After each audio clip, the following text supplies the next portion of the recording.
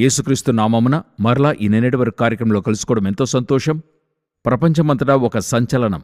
దాదాపుగా ఒక 10 నుండి 15 దేశాలకు పైగా ఫ్లైట్ క్యాన్సిలేషన్స్ అయ్యాయి. అది మాత్రమే కాదు, డిలేస్ అయ్యాయి. దాదాపుగా 30,000 ప్రజలు బాధించబడ్డారు. ఇదెందుకు జరిగిందని అడిగితే ఇంకా సరియైన కారణం మనకి తెలియలేదు. వారేం చెప్తున్నారంటే ఒకవైపు టెక్నికలు, ఒకవైపు క్లైమేట్ సమస్య అంటున్నారు. ఇలా ప్రపంచమంతటా జరిగింది. అంటే భూమి ఒకవైపు నుండి మరొక వైపు వరకు. ఇది ఒక సాధారణంగా ఏర్పడిన విషయంగా మనం చూడలేం. దీని వెనుక ఇదేలాగా ఒక కొలాప్స్ లేకపోతే శాటిలైట్ కొలాప్స్ ఒకటైతే ఏమవుతుందో చూడండి. నిన్నటి వరకులోనికి వెళ్ళబోతున్నాం. రండి కార్యక్రమంలోనికి వెళ్దాం. మొట్టమొదటిగా ఇస్రాయేల్ పాలెస్టైనియన్ కాన్ఫ్లిక్ట్ యొక్క మరొక ఘట్టం. ఇస్రాయేల్ ఇప్పుడు ఇరాన్కి ఒక పెద్ద సవాలును విసిరింది. ఇస్రాయేల్ని మీరు తాకాలని ప్రయత్నిస్తే ఇరాన్ దానికైనా ప్రతీకారం పొందుకుంటుందని ఇస్రాయేల్ చెప్పి ఉంచింది. అది మాత్రమే కాదు, ఈ ఇస్రాయేల్ ఇరాన్ వారి పరిస్థితి ఇలాగే కొనసాగుతూ ఉంది. అదేవిధంగా ఆస్ట్రేలియాలో బీచ్లో వారి హనుకా పండుగ చేసుకుంటూ ఉన్నప్పుడు దాదాపు 15 మందికి పైగా కాల్చి చంపబడ్డారు. ఇది వ్యక్తిగత కక్షగానే చూడబడుతుంది గాని దీని వెనుక టెర్రరిస్ట్ అటాక్ లేదని చెప్తూ ఉన్నారు. ఇది మాత్రమే కాదు, ఇస్రాయేల్ వారి యొక్క మిగతా భాగాలు అంటే ఆ ఇస్రాయేల్ యొక్క సైనిక నడవడికలన్నీ కూడా వ్యత్యాసంగా వెళ్తున్నాయి.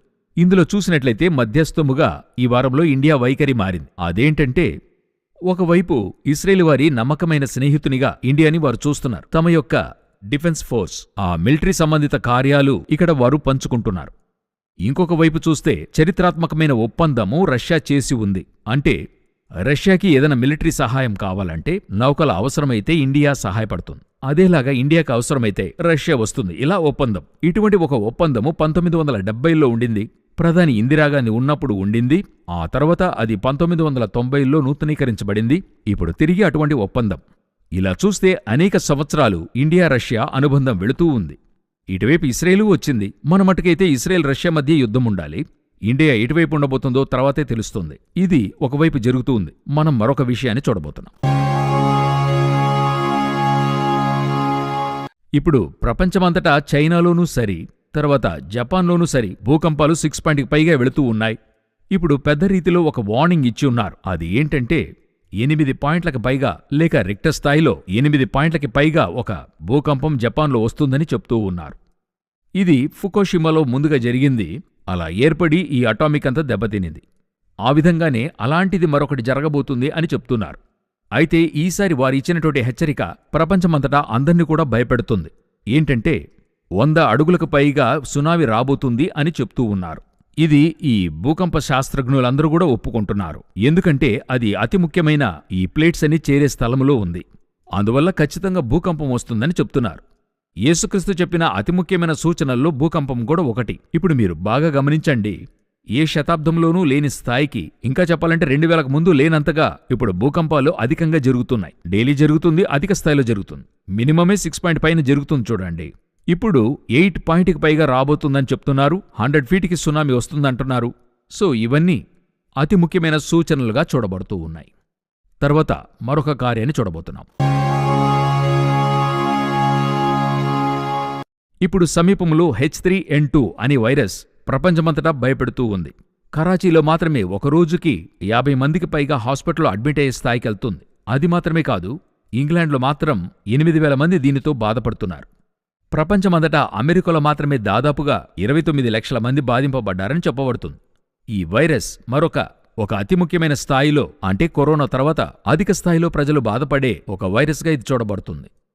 ఒక ప్రపంచమంతటా అన్రెస్ట్ పరిస్థితి. అంటే ఒకవైపు తెగుళ్లు, ఒకవైపు భూకంపాలు, ఒకవైపు ఇస్రాయేల్ను సంబంధించిన సూచనలు. అన్ని వైపులా ఏదో ఒకటి జరుగుతూనే ఉన్నాయి. దీనితో పాటు ఇంకా గమనించి చూస్తే ఒకవైపు తైవాన్లో చైనా వారి భయభ్రాంతులు ఒకవైపు జరుగుతూ ఉన్నాయి. ఇంకొక వైపు చూస్తే ప్రపంచమంతటా జనం మీదికి జనము, రాజ్యానికి విరోధంగా రాజ్యం లేస్తూ ఉంది. ఇవన్నీ కూడా చేరి ఒక విషయం తేటగా తెలియజేస్తుంది. ఏంటని అడిగితే యేసుక్రీస్తు రాకడకి ముందు జరగాల్సిన సూచనలన్నీ కూడా అన్నీ జరుగుతున్నాయి. ఇందులో ఏది కూడా మిస్ కాకుండా జరుగుతూ ఉంది. అయితే ఇందులో మన పరిస్థితి ఏంటనేదే సమస్య. ఎందుకంటే మత్తయి 24లో 37 నుండి 39లో చెప్తున్నాడు, జలప్రళయం వచ్చి అందరిని కొట్టుకొని పోవు వరకు ఎరుగకపోయిరి. ఈ ఎరుగకపోయిరి అనే స్థలములోనే ఈరోజు లోకము ఉంది, సంఘము ఉంది. మనము ఈ సూచనలని కూడా చూస్తూ ఉన్నప్పుడు ఇప్పుడు మనం చేయవలసిన అతి ముఖ్యమైన విషయం ఏంటంటే, నీవు నీ దేవుని సంధించడానికి సిద్ధపడు. ఆ పనినే మనం ఇప్పుడు చెయ్యాలి. మనల్ని ఏ స్థాయికి మనం రెడీ అయి ఆయన చేరాలనేదే మనం చూడాలి గాని, ఇప్పుడు లోకమంతటా ఏం జరుగుతుందని చూసినట్లయితే, లోక ప్రకారంగా వారు ప్రభుత్వములోనూ ఎంటర్టైన్మెంట్లోనూ చాలా ఇంపార్టెంట్గా వెళ్తున్నట్టు, ఈరోజు ఆత్మీయ లోకము ప్రభుత్వంలోనూ ఆ ఎంటర్టైన్మెంట్లోనూ చాలా సీరియస్గా వెళ్తుంది. దాని పరిణామం ఏంటని అడిగితే, క్రీస్తును ఎదుర్కోవడానికి వధువు సంఘము రెడీగా ఉందా అదే ప్రశ్న. ప్రతి దినమును ఇక సిద్ధపడాల్సిన చోటుకొచ్చున్నాం. ఇక వేరే ఏ కార్యాన్ని గురించి యోచించే పరిస్థితులు లేము. మిగతాదంతా పరలోకం చూసుకుంటుంది. ప్రతిదినము మీ దేవుని సన్నిధిని కనబడుటకై సిద్ధపడుడి అనే స్లోగన్, ఆ వాక్యం మన ముందర వెళుతూ ఉండాలి. ఒకవైపు అన్ని కార్యాలు జరుగుతూ ఉన్నాయి, మరొకవైపు సంఘం ఆయన కలుసుకోవడానికి సిద్ధపడాలి. ప్రభు చిత్తమైతే మరొక కార్యక్రమంలో మిమ్మల్ని కలుసుకుంటాం. God bless you.